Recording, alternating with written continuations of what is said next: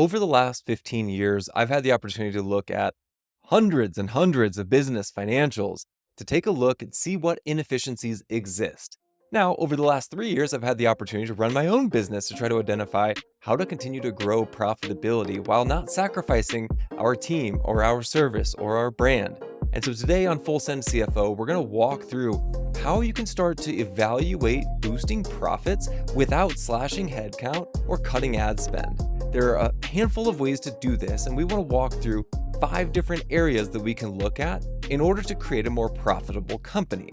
Now, in today's market, in April of 2025, there's a lot of uncertainty, and so many companies are looking at macroeconomic cycles and saying, we need to cut 15% of our workforce to try to increase or maintain profitability through the rest of the year. Now, that is a very short-sighted way to look at profitability. However, big companies operate very differently than a $1 to $10 million business. So this is geared for businesses that are in that threshold that are trying to evaluate, how do we continue to maintain our profitability? What is the CFO mindset to build leaner and stronger businesses? So many business owners look at payroll and marketing expenses as their go-to for cuts. But really, I think that's a short-term fix that usually backfires because you may be ending up letting go team members that are critical to your operations. So first, why is profitability not just about cutting costs? Most people look at profit as slashing and burning expenses.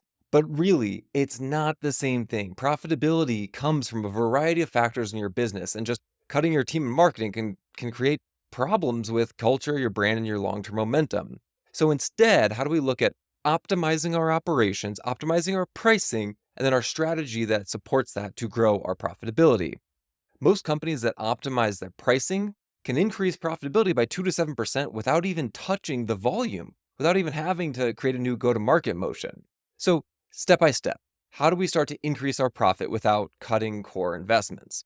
We really want to evaluate our gross margins by product or by service. So if your financial statements are not architected and displayed in a way that help you understand your profitability by core function, by core service, by core product, it's going to make it really difficult to understand where can we start looking at opportunities to improve that. So are there some products that you have that are carrying more of the profitability weight while others really are just maybe losing money? Maybe you've got cash tied up in inventory of really slow moving products that have a decent profitability, but because they're not moving, you're not able to convert it to cash. Now, both of those have very different impact on the financial statements, but effectively what we're trying to do here is look at those low margin products or services and then start to drop or reprice those. By nature of having a quality accounting function that's enabling you to have the data to be able to take a look at that, you can then start to take action on making changes in that area. So gross margin by product, gross margin by service, that's going to be the very first thing that you want to look at to determine what your high profit offer is and what your low profit offering is. Step number 2, we want to walk through an audit of our operational efficiencies. So we want to take a look at our subscription costs. We want to take a look at the tools that we use, vendor bloat, or maybe some degree of manual processes that are eating up time. So on one side, we're looking at what are the dollars going out of the door of things that we don't really need or use. On the other side, we're looking at our time. How's our time being spent, and is it in an efficient manner? And so what we're trying to do here is we're trying to streamline the delivery process without reducing the value that we deliver to our customers. So by streamlining delivery, we're focusing on the process. When you look at your profitability, I think you can distill it down into people, process, or pricing. One of those 3 things are impacting your profitability. And so in this core operational area, we're looking at process. If you could take a look at your top 5 non-payroll expenses with year-over-year growth, what changed? What's driving the growth of those expenses year over year? And they're non-payroll. So again, we're not looking at slashing overhead in terms of number of employees. We're looking at operational expenses that changed drastically. Well, was that investment worth it? Did you need those expenses in order to continue to maintain the level of service and or product that you are currently offering? Now, step number 3, we want to talk about the pricing strategy and your value positioning. If you were to raise prices 5 to 10% on specific tiers or products or offerings or bundles, how would that impact your overall financials? Now, again, there's a lot of sensitivity in an inflationary environment around raising prices. So you could either raise prices and naturally grow profitability that way, or you can try to grow volume. And there are different ways to do that. If you focus on the volume play, you need a really creative marketing strategy to be able to continue to move volume of the products and services that drive the margin. Now, what you can do is you can start to bundle or reposition your products and services to add a perceived value. Is there something that you can tack on to an existing service and increase the price in order to deliver increased value or increased perceived value? There's an HBR study that said, a 1% increase in price can drive up to 11% increase in operating profit. So you can take a look at the Harvard Business Review magazine and take a look at how and why that 1% increase in price can drive up to an 11% increase in your operating profit. Step number 4, we want to look at improving our collection and accounts receivable processes. So are you losing cash from slow payments or unpaid invoices? We really need to take a look at this because it handcuffs your ability to take that cash and to reinvest it into higher margin areas in your business.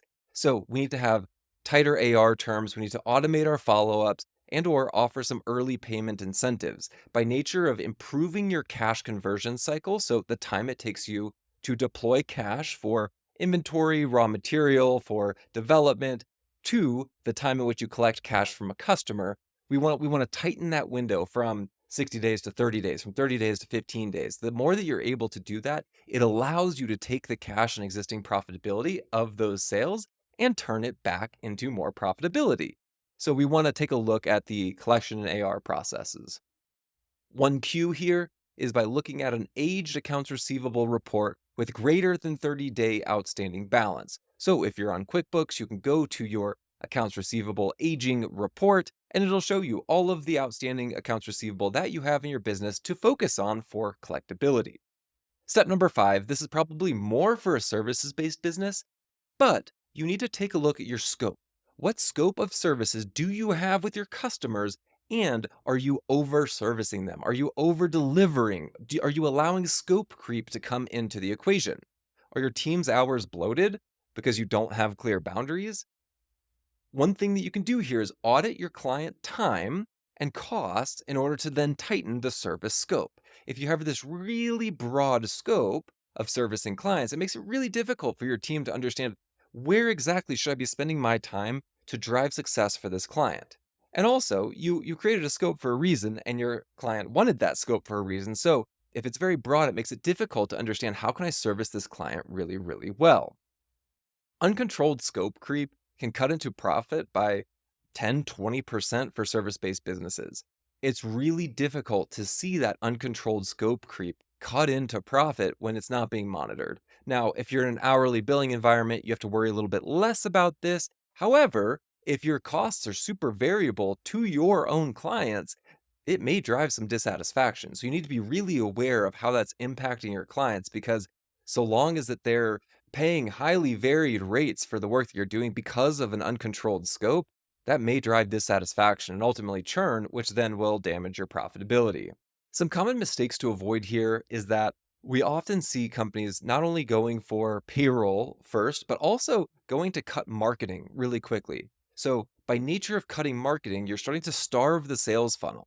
If marketing and sales are a big part of driving that top line activity, that top of funnel activity, you need to continue to drive that momentum so that you have opportunities in the sales funnel to continue to move forward. When you start to reduce your team and looking at headcount, you risk burning out the top performers that you retain. So if you're a large company, a lot of big companies say, hey, we're going to slash the bottom 10% without displacing those team members. What that means is that there's additional roles and responsibilities and pressures that roll up to the team members that are still there. So if you're going to put that additional burden on the existing team members, you may risk them burning out and leaving organically, which is not an intended or ideal outcome. Another thing that we see as a common pitfall is that financial targets aren't communicated across departments. Maybe there's high-level goals and desired outcomes from the leadership team, but they're not actually drilling down into the team performance goals to help support those initiatives. So if there's no communication amongst your team, it's going to be really difficult for everybody to move the same direction to try to increase your profitability. The last thing I want to hit on here from a common mistake standpoint is that So many businesses focus only on revenue and they don't have the margin discipline. So they're not looking at the pricing, they're not looking at their collectability, they're not looking at things that impact margin and really are just looking at top line revenue. And it can be really challenging to continue to drive cash flow to a business when you're only looking at the cash flow coming in and not the expenses going out, nor the processes that are required to support that goal of profitability. So if we can walk away from this with anything, let's start to audit our expenses beyond payroll and marketing. Let's start looking for waste. Let's start looking for areas that we've overspent in, maybe unintentionally, that aren't driving the value. Let's also look at prices. We want to raise prices strategically. We don't want to rashly raise prices because of some external factor. We want to be very strategic on how we're doing this to continue driving the value that you are capable of driving. Your margin should be reflective of that. The last thing, we want to tighten our scope. We want to improve collections and we want to cut the bloat. We don't want to cut the growth levers in the business. We don't want to take a look at something that's working really well, like a great team member, and just slash it. That's not a smooth and intentional way to drive profitability.